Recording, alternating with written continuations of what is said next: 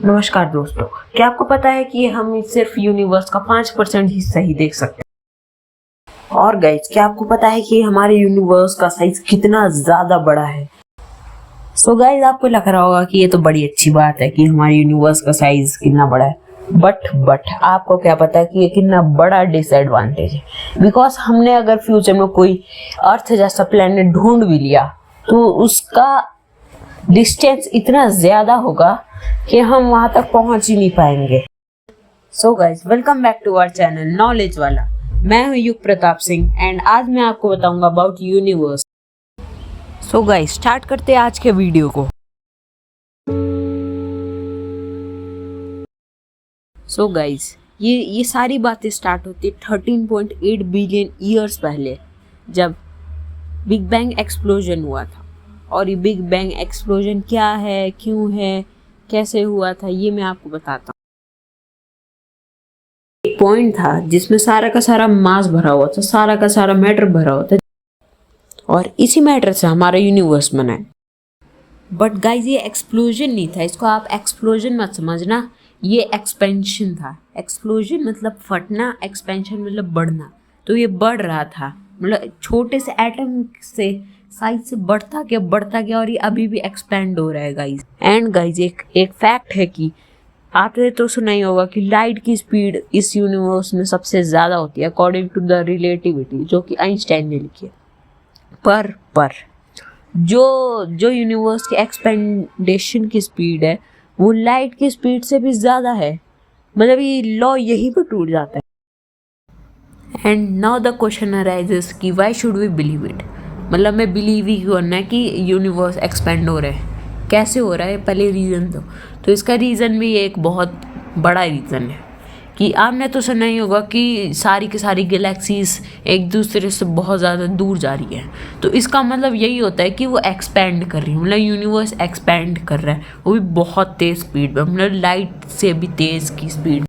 And guys, क्या आपको पता है कि ये सिर्फ यूनिवर्स की स्टार्ट नहीं थी, ये सारी चीज़ों की स्टार्ट थी। ग्रेविटी, स्पेस टाइम, सारी की सारी चीज़ें जो आप देख रहे हो उसी की स्टार्ट थी बिग बैंग।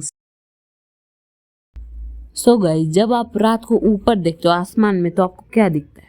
ऑफ कोर्स सी बात है, स्टार्स दिखते हैं। बट वो स्टार्स नहीं होते, वो बहुत बहुत ज़्यादा पहले की लाइट्स होती है, जो कि आपको बता रही है कि स्टार्स कितना ज़्यादा पुराना है। और अगर गाइस हम लोग स्टार्स की बात करें तो स्टार्स होते गैसियस बॉडी जो कि अपनी खुद की लाइट एमिट करते हैं न्यूक्लियर फ्यूजन करके। अब ये न्यूक्लियर फ्यूजन क्या है? न्यूक्लियर फ्यूजन एक प्रोसेस होता है जिसमें हीलियम हाइड्रोजन में कन्वर्ट नहीं होता, हाइड्रोजन हीलियम में कन्वर्ट होता है। और जब ये ख़त्म हो जाता है तो स्टार बन जाता है ब्लैक होल या फिर न्यूट्रॉन स्टार। इसमें हम लोग बाद में बात करेंगे। सो गाइस, स्टार भी बहुत सारे टाइप्स के होते हैं। लाइक जो स्टार्स ब्लू कलर के होते हैं उनका टेम्परेचर बहुत ज़्यादा हॉट होता है, बहुत से मतलब बहुत ज़्यादा, मतलब 40,000 डिग्री सेल्सियस। और एक होते हैं मीडियम साइज्ड, जो कि होते हैं लाइक सन, जिनका कलर होता है ऑरेंज या फिर येलो, उनका टेम्परेचर 5,500 डिग्री होता है। और एक होते हैं रेड वाले, जो कि बहुत ज़्यादा ही कम टेम्परेचर में होते हैं।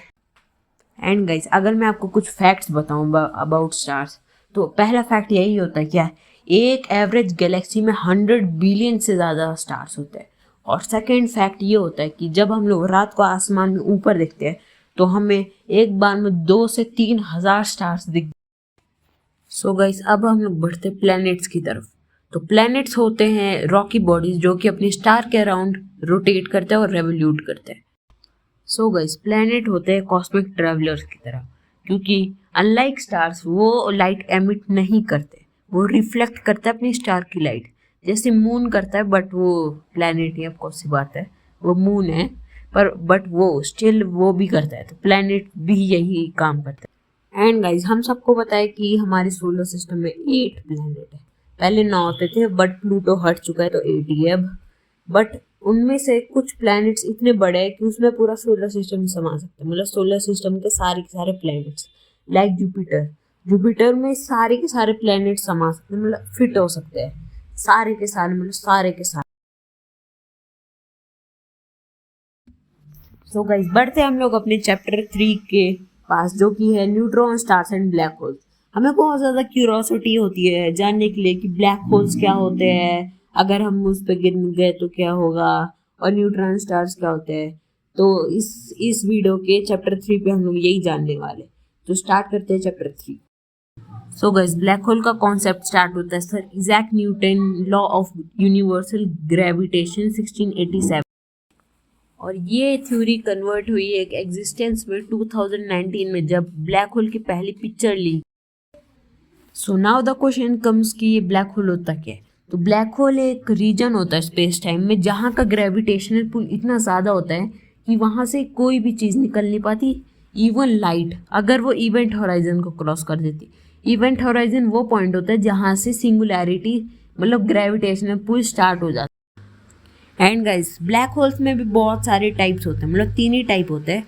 पहला होता है स्टीलर मास, दूसरा होता है इंटरमीडिएट मास, तीसरा होता है सुपर मैसिव ब्लैक होल्स, और फोर्थ भी होता है स्पेशल ब्लैक होल्स के लिए जिसका नाम है अल्ट्रा मैसिव ब्लैक होल्स, और इनके नाम से इंडिकेट करते हैं इनका साइज।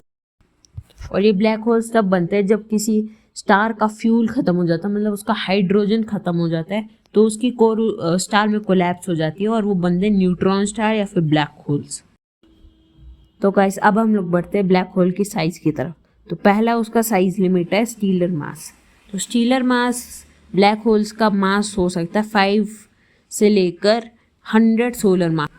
एंड गाइस, अगर आपको लगता है कि हमारा सन भी इसी में शामिल है, मतलब वो भी एक टाइम के बाद फट कर ब्लैक होल या फिर न्यूट्रॉन स्टार बन जाएगा, बट आप तो गलत हो, बिकॉज सन का मास ही इतना नहीं है कि वो न्यूट्रॉन स्टार या फिर बन पाए ब्लैक होल। सो गाइस, अब हम लोग बढ़ते हैं सुपर मैसिव ब्लैक होल की तरफ। ये black hole millions of solar masses जितने बड़े हो सकते हैं और भारी हो सकते हैं।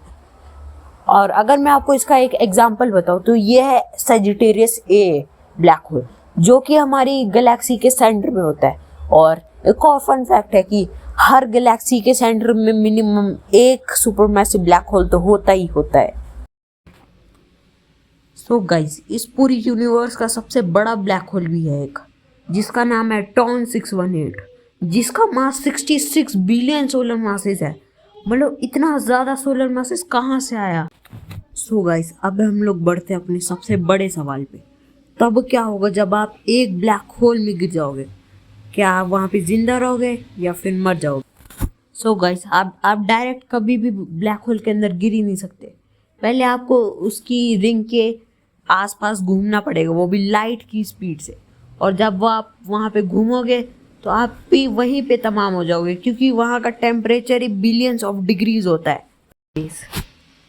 एंड गाइस, थिंक अगर आप बच गए तो इसके बाद वाला फेस इतना खतरनाक है कि आप उससे बच ही नहीं सकते।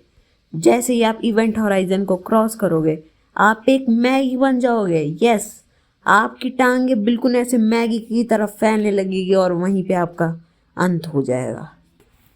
सो गाइस, अब हम लोग बात करते हैं न्यूट्रॉन स्टार्स की। तो न्यूट्रॉन स्टार्स भी ब्लैक होल जैसे ही फॉर्म होते हैं अपने स्टार्स पे मारने पर वो इतनी तेज स्पिन करते हैं कि उनसे लिटरली रेज बनने लगती, गामा रेज। एंड आपको तो पता ही होगा गामा रेज क्या होती है। सो गाइस, न्यूट्रॉन स्टार्स बहुत ही छोटे होते हैं, मतलब सिर्फ और सिर्फ 20 किलोमीटर डायमीटर। पर आप उसका थोड़ा सा मास ले लो, मतलब सिर्फ टीस्पून मास, तो उसका वेट माउंट एवरेस्ट जितना होगा, मतलब ब्लैक होल जितना मास होता है उनमें। सो गाइस, अब बढ़ते अपने सबसे बड़े सवाल के ऊपर कि मैंने इस वीडियो का टाइटल क्यों रखा था कि हम लोग पूरा यूनिवर्स देख ही नहीं पाते। तो इसका भी एक बड़ा राज है।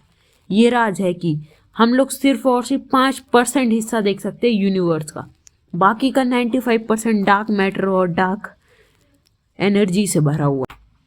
सो गाइज, हम लोग डार्क मैटर को देख नहीं सकते क्योंकि वो इनविजिबल है, पर वो हमारी यूनिवर्स का 28% हिस्सा बनाता है।